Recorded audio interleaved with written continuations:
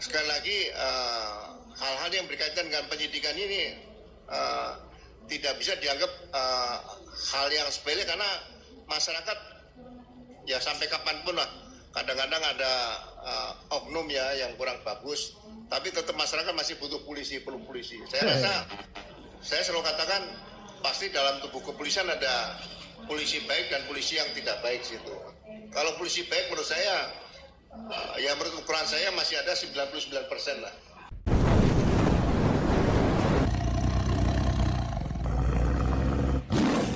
Assalamualaikum warahmatullahi wabarakatuh. Om Swastiastu, Namo Buddhaya, salam kebajikan sahabat-sahabat dimanapun juga berada.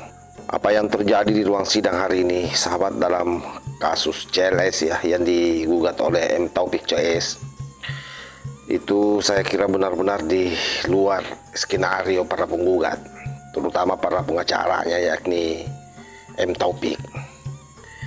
Alih-alih membuka borok kepolisian, justru yang terjadi dalam gugatan ini semakin memberikan penguatan terhadap legitimasi kerja penyidik itu sendiri. Karena kita sudah tahu semua bahwa misi M. Taufik CS ini, saya kira ingin membuktikan bahwa pihak kepolisian, dalam hal ini penyidik, itu lalai, sahabat, tidak profesional atau bermasalah dalam menangani perkara ijazah Presiden Jokowi atau Presiden ke-7 Republik Indonesia. Namun dalam proses persidangan di mana Pak Ugre Seno dihadirkan sebagai seorang saksi ahli ya, justru tidak hanya gagal menyerang kepolisian, tapi malah membentengi institusi Polri dengan menyatakan sesuatu yang sangat tegas. Saya kira, bayangkan kalau beliau mengatakan tanpa ragu bahwa apa yang dilakukan oleh para penyidik sudah profesional, bahkan mengatakan 99% polisi kita itu baik dan profesional. Dan saya kira ini bukan sekedar bantahan, tapi ini adalah tamparan telak terhadap konstruksi gugatan itu sendiri, sahabat. Nah, untuk lebih jelasnya, coba kita lihat bagaimana suasana dalam proses persidangan ketika Pak Ugre Seno ditanya oleh pengacara penggugat. Seperti yang kita ketahui, dalam perkara atau polemik ijazah ini, kita sudah mendengar berita bahwa Bareskrim mengadakan konferensi pers dan lain sebagainya yang menyatakan bahwa ijazah tersebut asli. Tetapi yang menjadi pertanyaan dari masyarakat, tentunya kami juga, adalah bagaimana pembuktian sampai kepada dokumen itu dinyatakan asli. Apakah dalam hal tersebut Bareskrim juga harus membuka, dan apakah proses pengujiannya apakah melalui carbon dating, atau mungkin melalui pengujian tinta, atau melalui pengujian kertas dan lain sebagainya. Karena yang dalam persidangan ini sudah kami tunjukkan berkali-kali bahwa ada ijazah yang formatnya berbeda. Begitu. Yang pertama itu. Terus kemudian yang kedua, apakah dalam menegakkan keadilan, mohon maaf, Bareskrim seperti yang kita lihat dalam berbagai macam konferensi pers, ketika ada tawuran ya yang ditunjukkan adalah senjata tajamnya, bukti-buktinya. Tetapi yang menjadi pertanyaan adalah ketika Bareskrim mengadakan konferensi pers, itu tidak menunjukkan ijazah aslinya yang katanya, mohon maaf, sudah menjadi barang bukti. Dua itu, saksi. Iya, bagi saya beda dengan uang palsu ya. Kalau uang palsu kan bisa ditunjukkan kepada publik. Makanya penyidikan berkaitan dengan dokumen ijazah yang diduga palsu tadi, yang jelas harus diawali dengan laporan polisi. Kemudian ada surat perintah dimulai penyidikan. Kemudian sudah ada pemeriksaan beberapa saksi-saksi. Saksi-saksi itu mungkin rektor UGM juga dipanggil sebagai saksi, wakil rektor, dekan, kemudian beberapa dosen yang pernah mengajar di situ tahun dari 80 sampai 85 diperiksa juga. Mungkin karena sudah usia bisa diperiksa di sana. Nah, kemudian kalau itu sudah diperiksa semua, baru keterangan ahli dimintakan juga. Jadi tidak perlu buru-buru harus disampaikan kepada publik bahwa ini ijazah ini sudah dinyatakan asli, karena polisi juga tidak bisa menyatakan asli atau palsu.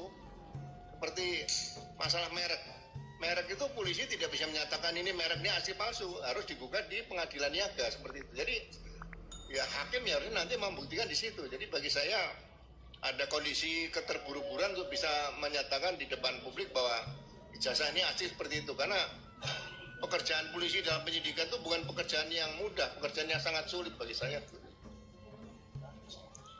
Kami lanjutkan. Dalam perkara ini, Kepolisian Negara Republik Indonesia adalah sebagai tergugat. Dalam pandangan saudara saksi, bagaimana ketika ijazah ini menjadi polemik dan lain sebagainya yang, mohon maaf, menjadikan masyarakat menjadi antara percaya dan tidak percaya, terbelah. Kepolisian Negara Republik Indonesia seharusnya bagaimana bersikap? Apakah ketika ada warga negara yang menggugat dengan itikat baik di Pengadilan Negeri Surakarta yang terhormat ini, apakah seharusnya menunjukkan bahwa ijazah asli itu perlu? Ya, sekali lagi profesionalisme Polri itu kan diuji di sini.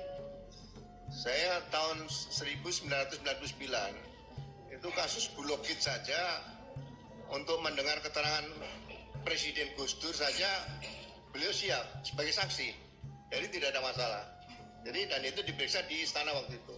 Jadi sekali lagi hal-hal yang berkaitan dengan penyidikan ini tidak bisa dianggap hal yang sepele, karena masyarakat ya sampai kapanpun lah kadang-kadang ada oknum ya yang kurang bagus, tapi tetap masyarakat masih butuh polisi, perlu polisi. Saya rasa, saya selalu katakan pasti dalam tubuh kepolisian ada polisi baik dan polisi yang tidak baik situ. Kalau polisi baik menurut saya, ya menurut ukuran saya masih ada 99% lah. Jadi mudah-mudahan ke depan tidak ada lagi hal-hal seperti ini. Kalau penyidikan itu tidak dilakukan dengan sempurna, biasanya muaranya nanti kan ke pra-peradilan di situ. Atau proses, jadi proses criminal justice system ini harus ditempuh semuanya. Jadi ya mohon maaf pada para hakim nanti, reformasi di bidang penegakan hukum ini mungkin juga harus dilakukan selain reformasi yang sekarang sedang dilakukan oleh Presiden ini, reformasi Polri tadi. Cukup yang mulia. Disinilah saya kira letak kejanggalan strategi para penggugat ini, sahabat ya. Sebab dalam teori litigasi, saksi ahli dihadirkan untuk memperkuat dalil, bukan untuk menggugurkan dari dalam. Dan ketika saksi ahli memiliki otoritas struktural, pengalaman dan legitimasi institusional, justru kemudian menyatakan bahwa proses di kepolisian itu sudah sesuai dengan prosedur. Bahkan beliau katakan tidak ada indikasi penyimpangan serius. Mayoritas aparat bekerja profesional. Ya, ini secara otomatis narasi besar tentang cacat penanganan runtuh di ruang sidang itu sendiri, sahabat. Nah, lebih lanjut lagi, ini menimbulkan pertanyaan serius. Apakah sejak awal gugatan ini lebih kuat sebagai opini publik ketimbang konstruksi hukum? Karena kalau bicara hukum itu kan tidak bekerja dengan asumsi ya, bahkan lebih-lebih kecurigaan. Tetapi dengan fakta, prosedur, dan kesaksian yang konsisten, dan tentu hari ini fakta justru tidak berpihak pada penggugat, sahabat.